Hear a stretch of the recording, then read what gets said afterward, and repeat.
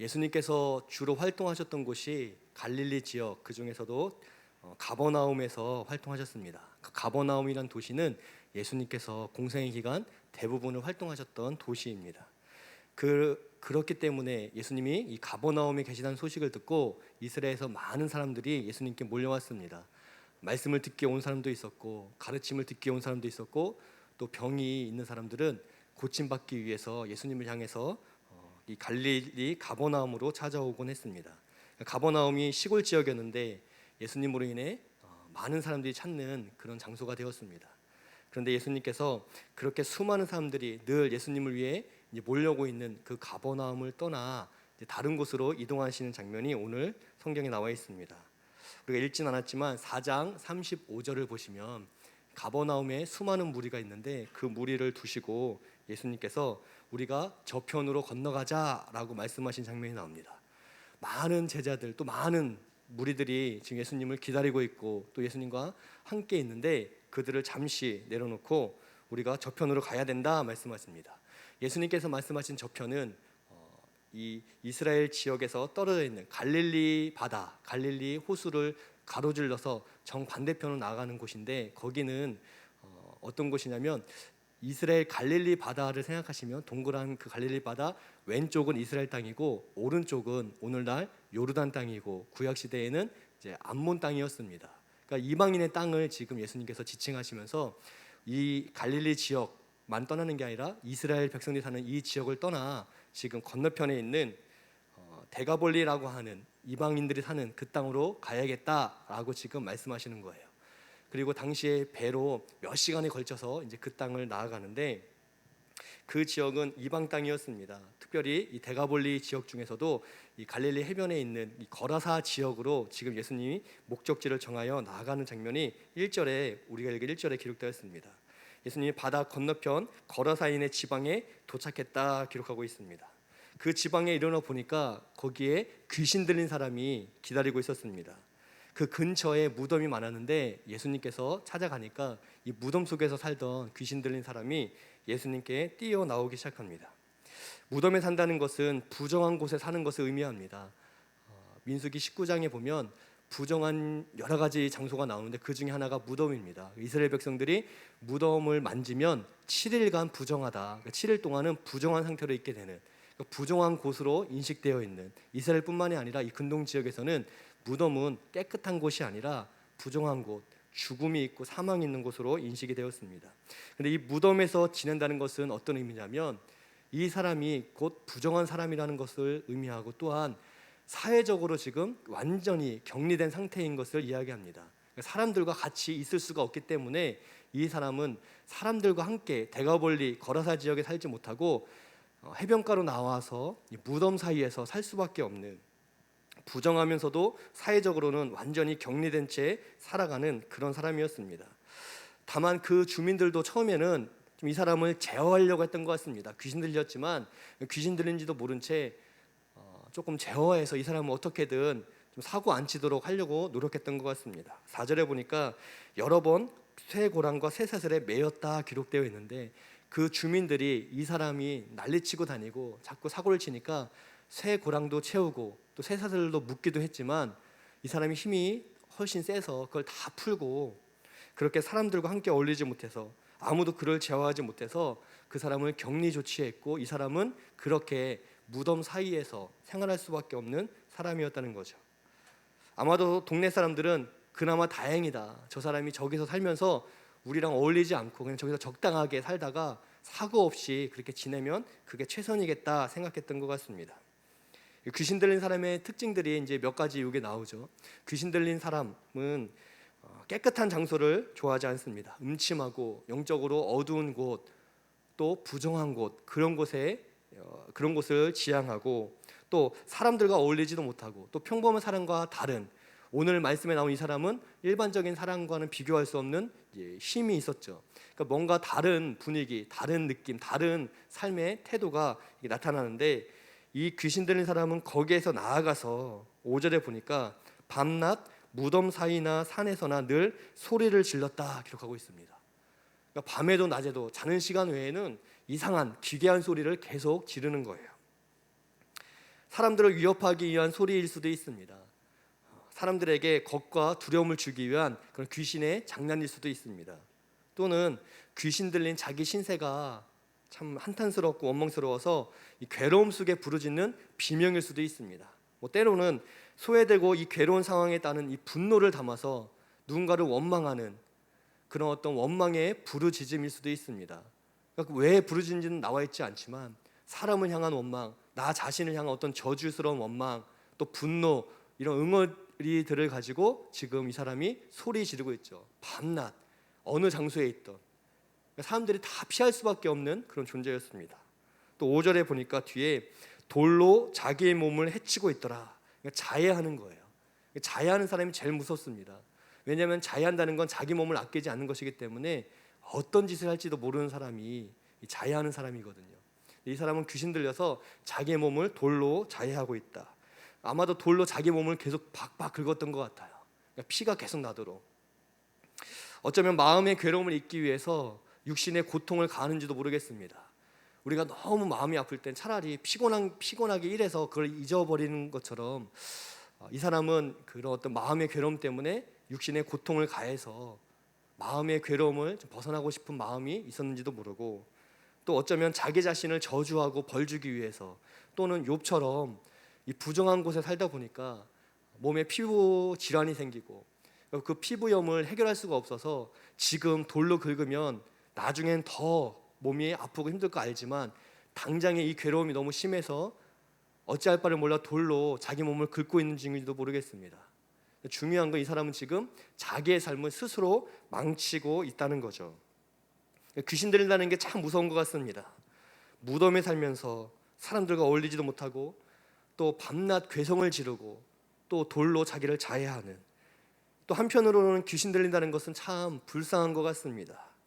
정말 비참한 상태로 사람들과 단절된 채 그렇게 울부짖어도 누구 하나 찾아와서 무슨 일인가 어떤 일인가 살펴보지 않는, 물론 어떤 사람이 찾아올 수도 있겠죠. 그러나 이 사람은 누군가 찾아오며 해코지를 하는, 쇠사슬과 쇠고랑에 매여서 사람들을 원망하고 또 그것을 풀면서 사람들 향해서 소리질러 아무도 찾아오지 못하게 하는, 이 사람을 돕고 싶어도 아무도 도와줄 수 없을 만큼 스스로가 다른 사람들을 위협하면서 그렇게 계속 몸과 마음이 피폐해져 가고 망가지는 사람, 정말 불쌍한 사람이 바로 이 거라사 지역에 이 귀신 들린 사람인 것 같습니다.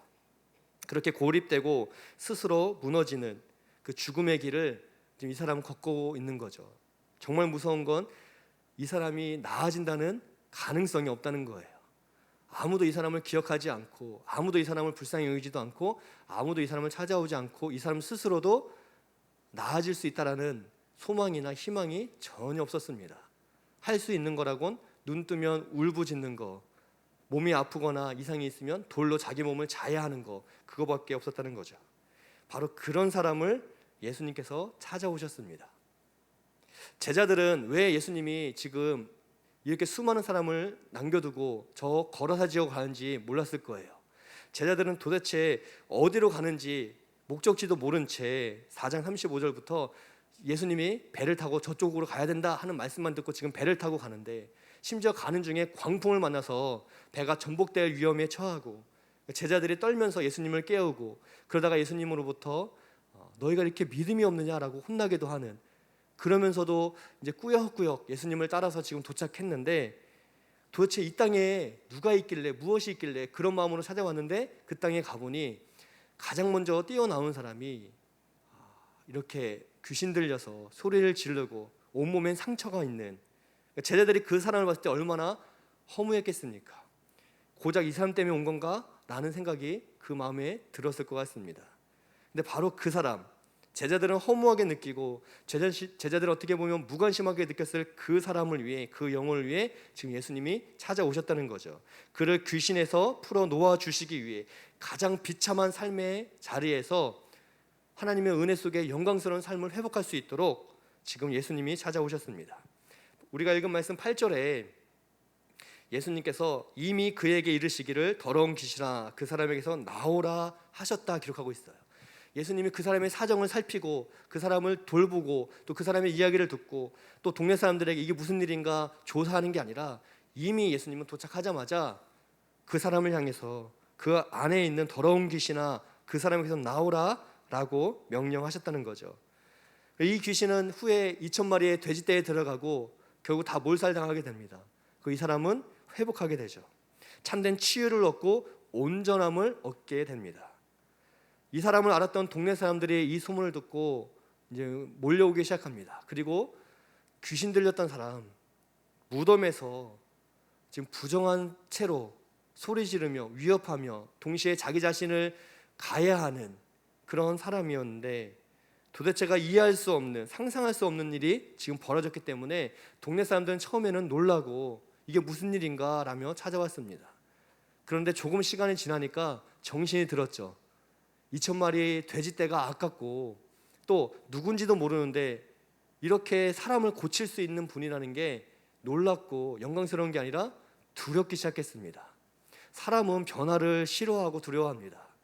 그 일이 그 변화가 좋은 일이라고 해도 그게 두렵고 또 그것을 어려워합니다. 이 동네 사람들이 그랬습니다. 예수님의 그 놀라운 기적, 치유를 보면서도 하나님을 찬양하고 또 예수님을 찬양하기 전에 이들 마음에는 두려움이 찾아왔던 거죠. 엄습했습니다. 이게 무슨 일인가? 처음에는 신기했지만 생각해 볼수록 저 사람 무서운 사람이다.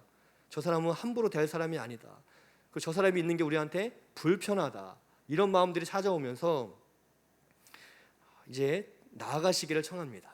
17절 18절 말씀에 보시면 그들이 예수께 그 지방에서 떠나시기를 간구합니다. 여기서 좀 떠나가시라고, 다시 원래 있었던 당신 나라로 돌아가라고, 그 동네로 가라고. 그때 예수님께서 그들과 항변하지 않습니다. 다투지 않습니다. 어떻게 나를 그렇게 생각하고 또 나에게 이렇게 말하느냐라고 따지지 않습니다. 그들이 간구하자마자 18절 예수님은 바로 배에 올라가십니다. 그냥 떠나시는 거죠. 원래 있던 갈릴리 가버나움으로 돌아가십니다. 한 영혼을 구원해 주셨는데 예수님께 돌아온 대가는 그 동네에서 환영받고 칭찬을 듣고 또 잔치를 초청받는 게 아니라 그 동네에서 쫓겨나는 일이었습니다. 예수님은 한 영혼을 분명히 살려주셨는데 근데 그 동네는 예수님을 환영하지 않고 두려워하며 빨리 원래 있던 데로 돌아가라고, 당신 나라로, 당신 동네로 원래 있던 곳을 가라고 예수님을 쫓아내었습니다. 이 사건은 만 하루에 있었던 사건이었어요. 4장 35절에 해 저물 때 출발했습니다. 저녁 6시쯤 예수님께서 저쪽 지역으로 가자라고 출발하셨어요. 그리고 밤이 새도록 가는 동안에 이제 큰 광풍을 만나서 어려움을 당하셨습니다.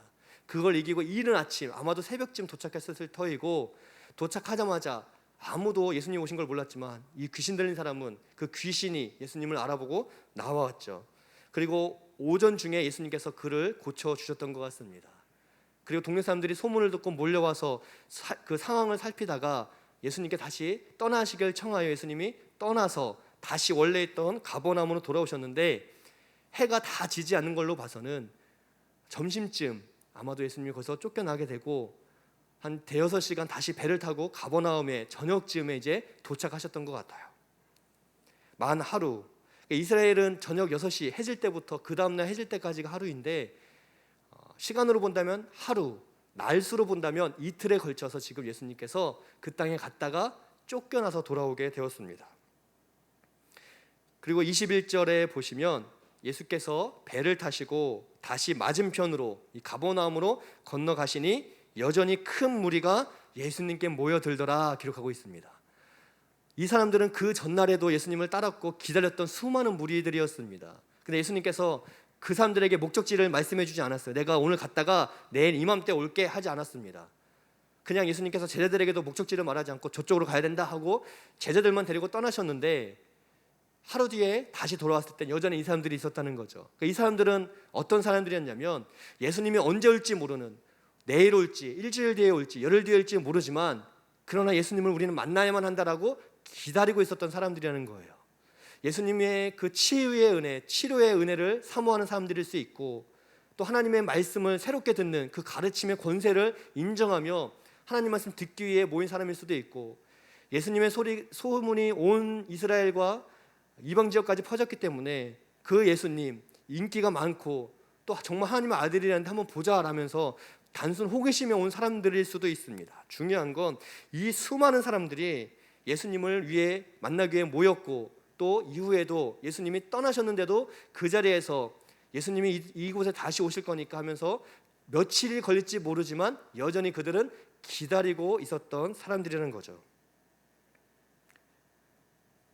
오늘 말씀을 이 과정 속에서 돌아보면 수많은 무리가 지금 눈앞에 있는데 예수님이 그들을 다 내려놓고 예수님이 지금 갈릴리 바다를 향해서 떠나셨습니다. 그리고 한 사람을 도착해서 고쳐주셨는데 결국 쫓겨나셔서 다시 돌아왔더니 여전히 예수님을 기다리는 수많은 무리를 다시 만나셨다는 거죠. 선교라는 관점에서만 본다면 예수님의 이 만 하루에 있었던 이 사역은 실패로 규정할 수 있습니다. 거라사 지역을 향해서 지금 예수님이 나아갔고, 그 거라사 지역에서 기적을 베풀었고 한 영혼을 치유해 주셨는데, 그 후에 돌아온 열매는 그들이 하나님께 영광을 돌리고 또 복음을 받아들이고 그 안에 구원의 역사가 시작되고 사람들이 하나님께 나와 마음의 문을 연 게 아니라 단 한 명도 그렇지 않고 오히려 강팍해져서 예수님을 쫓아내고, 아마도 이 사람들은 예수님이란 존재를 더 부담스럽고 좀 어려워하는 존재로 인식하면서 그렇게 예수님은 아무 열매도 없이 그냥 만 하루를 허비하고 오셨다는 거죠. 경제적인 관점에서 봐도 이틀 동안 배가 오가는 그 비용, 또 그 가운데 있는 수고들, 또 광풍을 만나서 어려움을 겪었던 위험 비용까지 치면 사실은 아무런 열매도 얻지 못하고 돌아오신 완전한 실패죠. 가장 중요한 것은 효율성이란 관점에서 본다면 정말 큰 실패인 것 같습니다. 예수님은 공생애를 딱 한정해서 3년간 이 땅에서 지내시고 가셨죠. 하루란 시간은 아주 귀한 시간입니다.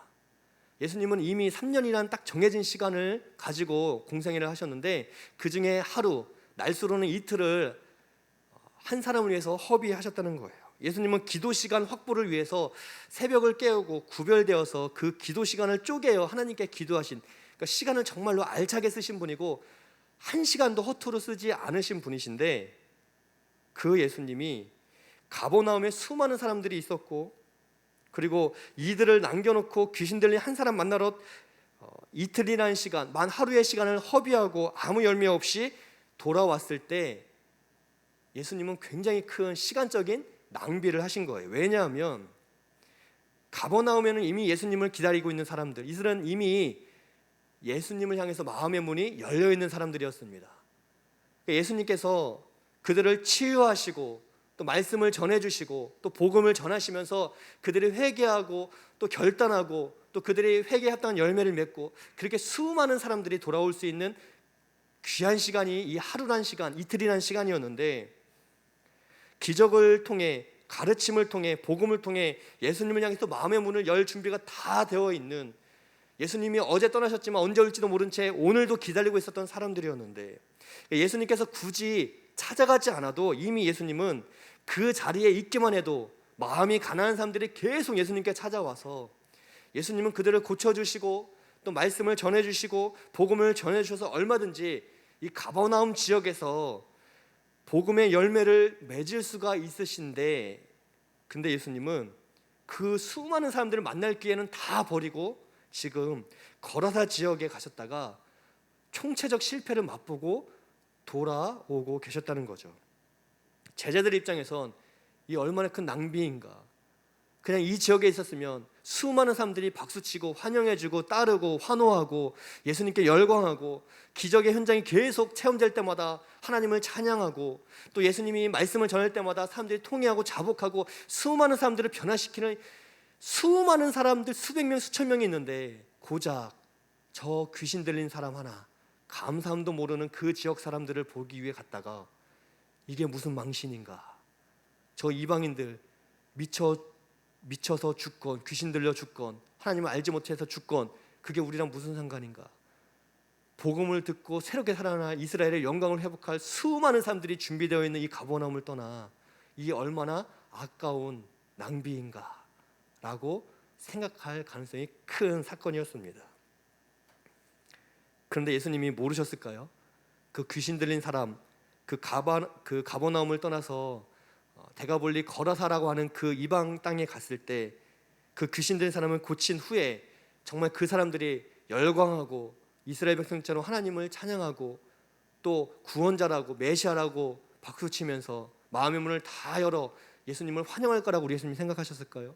아마도 예수님은 아셨을 것 같습니다. 그 한 사람 고쳐도 결국 그 지역에서 쫓겨날 거라고, 밥 한 끼 대접받지 못하고 밤새 찾아간 마을에서 한 사람 겨우 한 명 고쳤는데, 근데 그것이 문제가 되어서 오히려 수많은 사람들이 찾아와 떠나시라고 강구하기를 분명히 우리 예수님은 이미 알고 계셨다는 거죠. 예수님이 가버나움을 떠나 거라사 지역에 왜 갔는가? 그 지역 사람, 그 귀신들 한 명 고치기 위해, 그리고 그들로부터 추방당하기 위해 예수님은 다 알면서도 그 지역에 가셨다는 거죠. 왜 거라사 지역으로 가셨는가?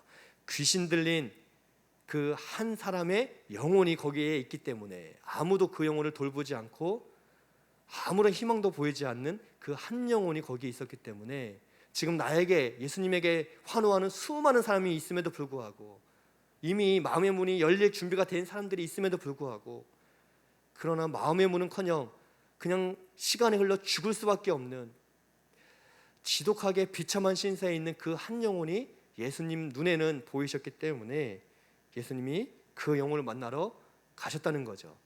이틀이라는 시간을 허비해서라도 그 영혼을 구하시는 게 우리 예수님의 마음이었다는 겁니다. 이 귀신 들린 사람은 메시아가 오기를 꿈꾸며 기다렸던 사람이 아니었습니다. 초대교회 기둥 같은 역할을 할 12제자 또는 사도의 한 명이 될 만한 사람도 아니었습니다. 이 사람은 예수님의 사역을 물질로 후원할 만큼 부자도 아니었고, 또 예수님 옆에서 힘이 되어줄 어떤 유명인도 아니었습니다. 사람들과 같이 살 수 없어서 무덤에 살고, 사람들도 그 사람이 너무 싫어서 쇠사슬로 묶었었고, 또 밤낮 소리 지르고 그게 무슨 의미인지도 모른 채 기괴한 이상한 소리를 지르는, 그러면서도 어찌할 바를 알 수 없어서 한날의 괴로움을 자기 몸에 풀 수밖에 없는, 자해하면서 하루하루 그저 죽기를 소망하는 사람이 바로 이 사람이었다는 거죠. 지독하게 비참한 사람. 그럴지라도 우리 예수님이 그 영혼을 천하보다 귀하게 지금 보고 계셨다는 거예요. 그래서 고쳐주셨습니다. 예수님에게는 금같은 하루를 낭비하더라도, 수많은 사람들이 기다리고 있음에도 불구하고, 또 사역의 실패로 볼 수밖에 없는 아무 열매가 없음에도 불구하고 예수님은 그 한 사람을 천하에서 가장 귀한 영혼으로 보시고 지금 찾아가 주셨다는 거죠. 동네 사람들이 볼 때는 2,000마리 돼지떼가 더 아까웠던 것 같습니다. 또 2,000마리 돼지떼 비싸죠. 또 귀하죠. 재산의 가치가 있죠. 그런데 2,000마리가 아니라 2만 마리, 200만 마리라고 해도 예수님의 하루랑은 바꿀 수가 없습니다. 그건 문제가 되지 않아요. 세상 그 어떤 것도 이 땅에 오신 예수님의 하루랑 바꿀 수가 없습니다. 우리는 하루란 시간 동안 할 수 있는 게 제한이 되어 있습니다. 그러나 예수님은 하루란 시간 동안 모든 것을 할 수 있는 분이십니다. 그 어떤 것도 할 수 있는 분이시죠. 제가 예전에 말씀드렸지만 저랑 아주 친한 후배 사촌 오빠가 영화배우 이정재 씨예요. 이정재 씨가 저를 만나러 1시간 만약에 온다면, 그리고 우리 유초동부에 와서 애들과 오징어 게임 한번 해준다면, 여러분이 저를 볼 때 저의 위상이 좀 달라지지 않을까요? 이정재 씨가 찾아와서 유성부실에서 오징어 게임을 저랑 같이 하고 있고, 승호 씨 이러고, 정재 형 막 제가 이런 모습을 보인다면 여러분 저를 볼 때 좀 다르게 보이지 않겠습니까? 영화배우 한 명이 1시간만 허락해줘도 큰 영광이죠. 근데 이 세상 모든 것을 주관하시는 우리 예수님께서 만 하루, 날수로는 이틀을 이 한 영혼을 위해서 다 내어주셨다는 거예요. 그게 그 어떤 것보다 가장 중요한 일이었기 때문에 지금 예수님은 본인에게 주어진 공생애 중에서도 이 하루란 시간, 꼬박 하루란 시간을 단 한 사람을 위해 쓰셨습니다. 가장 비참한 영혼을 가장 존귀한 영혼으로 대해주셨다는 거죠. 예수님이 한 영혼을 대하시는 모습이 이와 같습니다. 예수님은 모든 사람을 위해 십자가를 지시고 모든 영혼을 구원하기 위해 십자가 지신 거 맞지만, 그런 모든 것이라는 것에 우리가 함정에 빠지면 안 된다는 거죠. 예수님은 한 영혼을 이처럼 무겁게, 그날 가장 중요한 그 어떤 것보다 중요한 가치가 있는 가장 비참한 그 동네에서도 버림받은 스스로도 자해하면서 죽기를 기다리고 있었던 가장 아무도 돌보지 않는 비참한 영혼을 예수님은 마치 그 영혼 한 명밖에 없는 것처럼 존귀하게 여겨 주셨습니다. 예수님께서 한 사람을, 한 영혼을 어떻게 대해주고 계시는지 오늘 말씀 우리에게 정확하게 보여주고 있습니다. 바로 그 마음으로 예수님이 한 영혼을, 그리고 우리를 보고 계시다는 거예요. 우리가 그런 존재라는 겁니다. 우리가 신앙생활하면서 내 옆에 있는 성도가 그런 존재라는 거예요. 근데 우리가 성도를 향해서 그 마음으로 대해야 되는데, 만약 이 마음이 없다면 우리는 성도를 향해서 미워하고 시기하고 질투하고 거짓말하고 폄훼하고, 근데 여러분, 이것은 예수님의 마음이 아니라는 거죠. 예수님은 영혼을 그렇게 보지 않았습니다.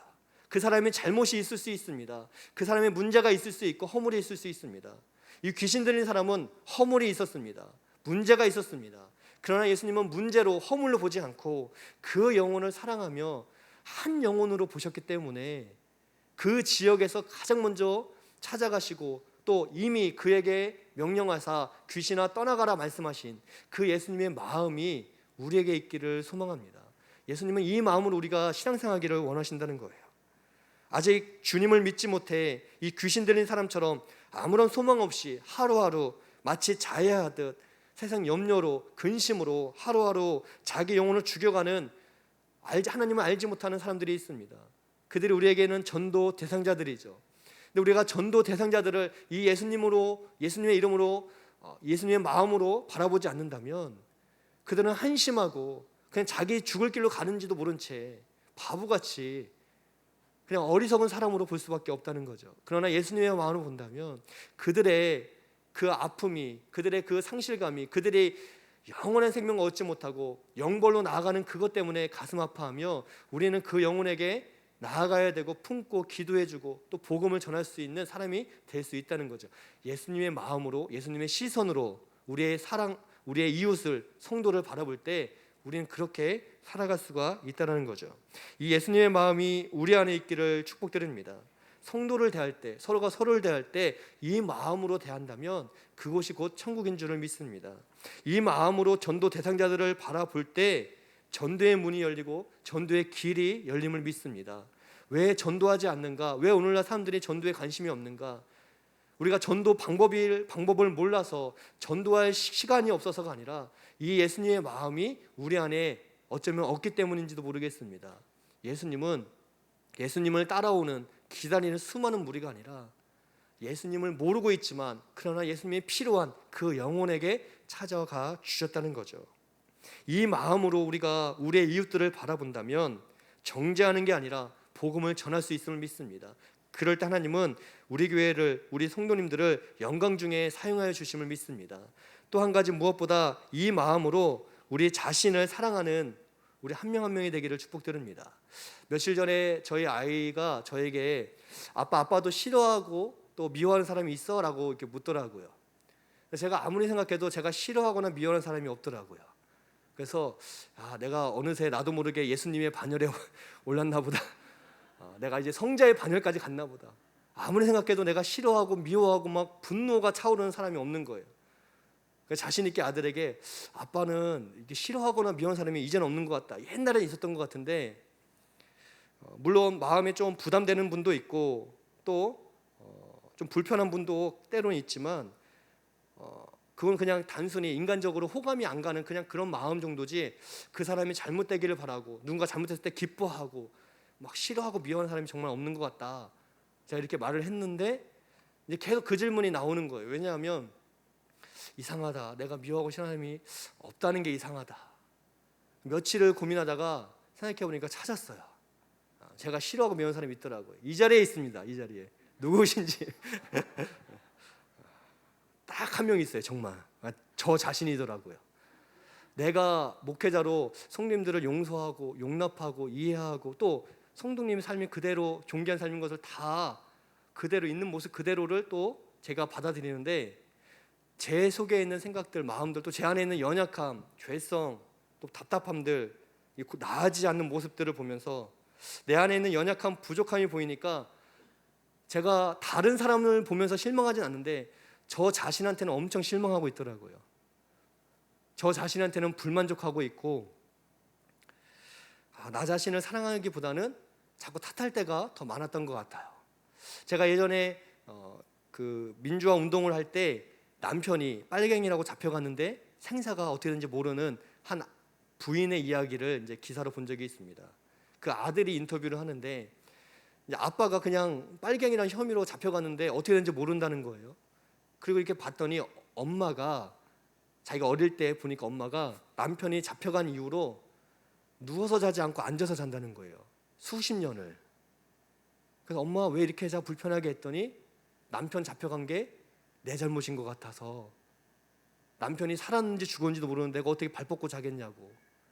그럼 스스로에게 벌 주고 있는 엄마를 보면서 이 비극이 끝났으면 좋겠다라고 하는 그런 기사를 본 적이 있습니다. 그걸 보니까 딱 그래요. 자녀들이 아프거나 잘못되면 내 탓이라고 생각을 합니다. 부모의 사랑 때문이기도 하지만 내가 부족하고 연약해서 스스로를 돌아보면 경제적으로 어려움이 있을 때 내가 열심히 노력함에도 불구하고 경제적 어려움이 있을 때가 있죠. 그럼에도 나의 이런 성실함을 가지고 스스로를 사랑하고 아끼기보다는 내가 부족하고 내가 연약해서 내가 못나서 우리는 스스로를 정죄할 때가 생각보다 많은 것 같습니다.